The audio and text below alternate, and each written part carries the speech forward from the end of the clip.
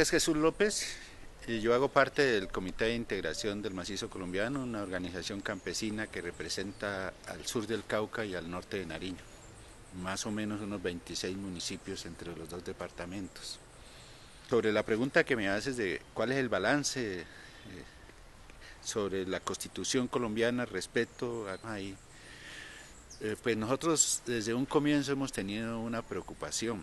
Hay un reconocimiento de derechos, incluso de recursos, a nivel de las comunidades indígenas y de las comunidades afro. Pero justamente, seguramente por no tener participantes en la constituyente, por no haber tenido un líder, un representante de los campesinos, elementos que también, por ejemplo, nosotros decimos los campesinos es la mayor parte de la población de este país, digamos, nuestra Colombia es fundamentalmente rural, pero a nuestro campesino no está reconocida como una organización de derechos. Se nos habla por diferentes medidas de que ya no se habla del campesino como un sujeto de derechos, sino como que la asociación de productores de panela, la asociación de productores de café, la cooperativa y tal, y no se habla, no se reivindica como la organización campesina como lo que eso significa. Nosotros decimos que la Constitución le quedó faltando eso, y repetimos, justamente porque no hubo quien enarbolara, digamos, las banderas y las propuestas del sector campesino en la constituyente, ¿no ¿Y es cierto? tú te acuerdas de ese momento del 91, ustedes como CIMA, o bueno, por qué no les llamó la atención, por qué no participaron?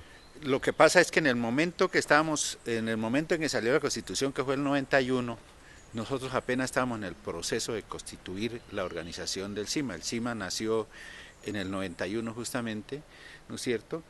Cuando estábamos en ese proceso apareció el tema de la Constitución, o sea, ese no era un tema de momento para nosotros. El tema de momento para nosotros eran los acuerdos que habían firmado en los diferentes municipios, las movilizaciones que habían hecho los municipios y que no habían quedado en nada, entonces planteamos una estrategia de tipo regional, ¿sí?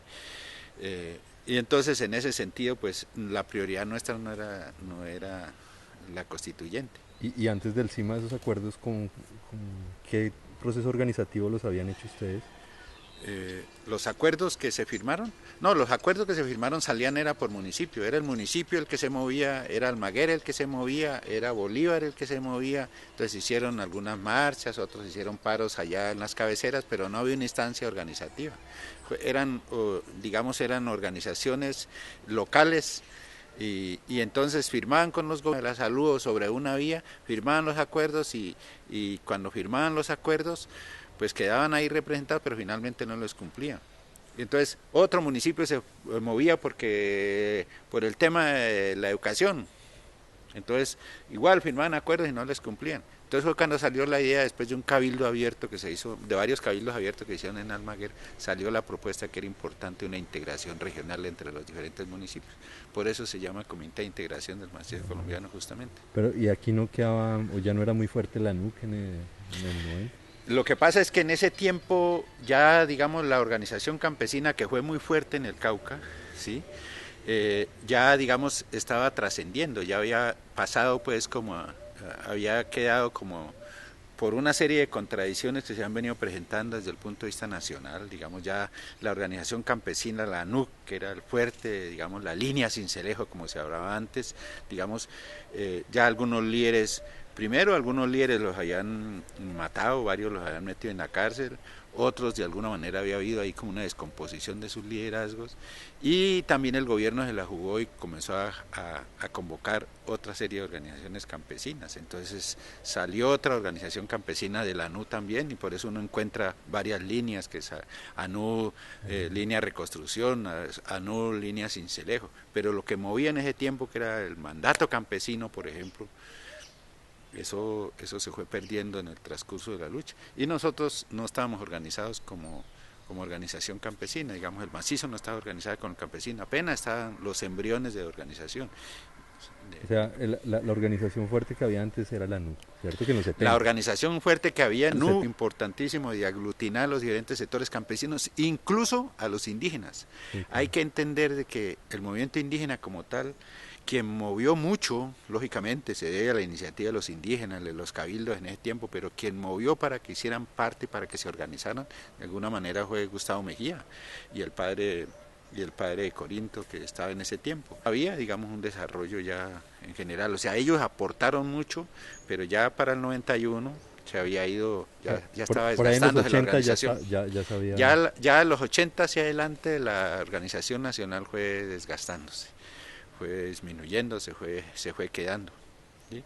Y también porque, digamos, desafortunadamente hay que mencionarlo, la izquierda que jugó un papel importante en la conformación de la NUC y en sus luchas campesinas, finalmente muchos de estos líderes, la izquierda, que tenían sus otras expresiones, sino que eran otras expresiones más de tipo, digámoslo así, de pronto militar, entonces terminaron involucrados allá. Entonces un dirigente campesino muy fuerte, por ejemplo, terminó fusilado en el Caquetá. No sabemos quién lo fusiló, si una organización. Encima, por ejemplo, uno que otro dirigente que había de la NUC, me acuerdo mucho de No Samboní y de alguna gente de la Bota Caucana, de Santa Rosa, algunos de Almaguer, fueron importantes para la como organización social, pero no como organización campesina, no como lo que se representaba, que se quisiera que fuera a representar una organización campesina en el departamento del Cauca, por ejemplo. No se dio. O sea, pero igual es interesante, el CIMA mismo nace con la misma constitución, en el mismo año. El CIMA nace justamente cuando estábamos en el tema de la Constitución. El cabildo de Almaguer, el último cabildo de Almaguer que se hizo a comienzos del 91, hacia enero del 91, planteó la necesidad de recoger algunas banderas del movimiento campesino y posibilidad de que eso se pudiera los tiempo en campaña justamente para ver quiénes quedaban elegidos, ¿no es cierto? Pero la posibilidad de poner un dirigente campesino al frente, pues para que defendiera los derechos, hiciera las propuestas en la Constitución. Bueno, y entonces ya después de 20 años de la Constitución, entonces, ¿ustedes cómo ven esa idea del sujeto campesino hoy en Colombia como sujeto de derechos? Nosotros lo que decimos es que el campesino, así como le hacen consulta previa a los indígenas y a las comunidades negras, también el movimiento campesino, la organización campesina debería ser consultado. O sea, no debe ser una consulta previa solamente para un sector, sino que debe ser incluso para el sector minoritario que está en el campo. Pero ellos no son consultados, no están en la ley, no quedaron en la Constitución, no quedaron en la ley. Entonces quedó marginado en eso. Entonces ahí es donde nosotros decimos campesino para eso. ¿Eso qué implica?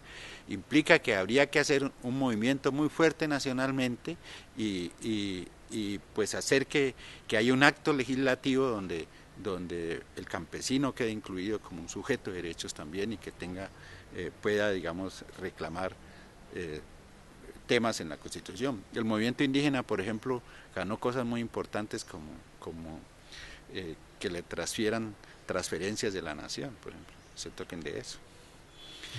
Los comunidades afro, pues lograron mover su ley 70, ¿sí? El movimiento campesino no. Cuando en el momento de la Constitución el movimiento campesino está en una fragilidad muy fuerte, pues en términos de organización social, ya todo el desgaste lo había hecho y había sido muy golpeado, y en ese sentido cuando apareció la Constitución o cuando apareció el movimiento de la constituyente, el movimiento campesino estaba muy desgastado y no tuvo posibilidad de recuperarse, planteaban algunos dirigentes. Y ese desgaste, ¿tú cómo lo evalúas? O sea, ¿de qué proviene fundamentalmente el desgaste del movimiento campesino que fue tan fuerte en el país? Yo pienso que ese desgaste se dio por varios factores. Uno, pues que ellos iniciaron a nivel nacional un proceso de recuperación de tierras muy fuerte y en ese sentido, digamos, tuvieron también muy fuerte represión en todas las partes del país, o sea, fueron muy golpeados, muchos de sus dirigentes fueron muy golpeados. Segundo, si bien es cierto, la izquierda ayudó a su constitución, pero creo que la izquierda, en sus divisiones políticas de movimientos de izquierda que existían en ese momento, también hicieron que aparecieran diferentes líneas por estar al frente de los protagonismos.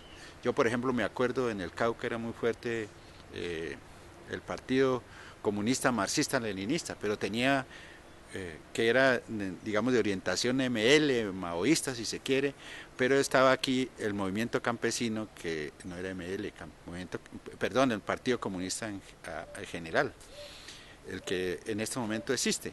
Y entonces esas líneas políticas, esos celos ideológicos, celos organizativos, hicieron de que se debilitara muy fuerte pues la organización campesina. Entonces esos liderazgos se comenzaron a fraccionar y a atomizar. Eso creo que es una de las razones fundamentales. Y en ese sentido, ¿cómo ves tú ese proceso? ¿Sí avisoras que en algún momento pueda haber una movilización campesina hoy, dado también la fragmentación que hay hoy de las organizaciones campesinas? Yo diría que habría que impulsar organización campesina en el país. O sea, hay embriones de organizaciones campesinas en varios departamentos. Entonces, por ejemplo, aquí en el Cauca pues existe el macizo, el CIMA como una organización campesina, pero también existe la NUC, UR, Unidad y Reconstrucción. Por allá existe otra NUC que entonces existen aquí solamente en el Cauca como 3 organizaciones de ese tipo campesina. Pero además también, digamos, el gobierno del periodo pasado se la jugó y también montó otras estructuras paralelas de organizaciones campesinas. ¿Cómo cuáles? Bueno, pues digamos los indígenas, en los indígenas el gobierno de Uribe logró quiso fraccionarlos y hizo todo un trabajo al interior y convocó varios sectores que seguramente tenían algunas críticas sobre el movimiento indígena, pero también movió varios sectores de las iglesias y creó la OPIC, por ejemplo.